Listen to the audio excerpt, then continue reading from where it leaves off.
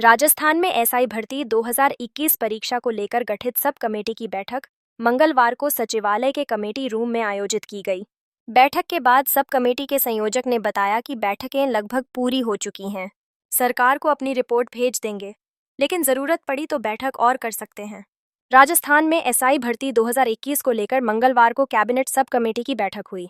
बैठक में sub committee के संयोजक और कैबिनेट मंत्री जोगाराम पटेल, मंत्री जवाहर सिंह बेडम, बाबूलाल खराड़ी और मंजू बाघमार उपस्थित रहे, जबकि कैबिनेट मंत्री गजेंद्र सिंह खींवसर और सुमित गोदारा वीडियो कॉन्फ्रेंस के जरिए ऑनलाइन इस बैठक से जुड़े। उम्मीद थी कि पीएम नरेंद्र मोदी के दौरे से पहले इस सब कमेटी की बैठक के जरिए सरकार कोई बड़ा फैसला लेगी, लेकिन कमेटी ने जैसा बताया उससे मामला एक बार फिर टलता नजर आ रहा है। सब कमेटी पहले ही इस मामले में अपनी रिपोर्ट सरकार को दे चुकी थी, लेकिन जांच एजेंसियों और गृह विभाग ने इस मामले में और तथ्यात्मक विवरण इकट्ठे किए। हमारे विधि विभाग, आरपीएससी और गृह विभाग ने भी इस मामले में गहनता से अध्ययन किया और तथ्य इकट्ठे किए।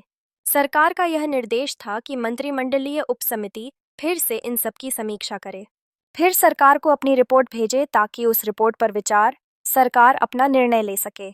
उन्होंने कहा कि आज की हमारी बैठक में हमने जांच एजेंसी ने जितनी भी जांच की उसकी समीक्षा हमारे समक्ष पेश की। गृह एवं विधि विभाग ने भी अब तक जो कार्रवाई की उसकी रिपोर्ट हमारे सामने पेश की। अब हम अपनी समीक्षा रिपोर्ट सरकार को भेज देंगे।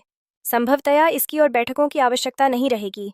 बहुत आवश्यकता होती है तो इसकी और बैठक बुलाई जा सकती है। हाईकोर्ट की सुनवाई का विषय सरकार का है। हम अपनी रिपोर्ट जल्द ही सरकार को दे देंगे। 26 को हाईकोर्ट में सुनवाई। गौरतलब है कि एसआई भर्ती 2021 पेपर लीक मामले पर गुरुवार को हाईकोर्ट ने सरकार को कड़ी फटकार लगाई थी। जस्टिस समीर जैन ने 26 मई की इस मामले में सुनवाई की तारीख देते हुए चेतावनी दी कि निर्णय नहीं हुआ तो परिणाम भुगतने पड़ सकते हैं।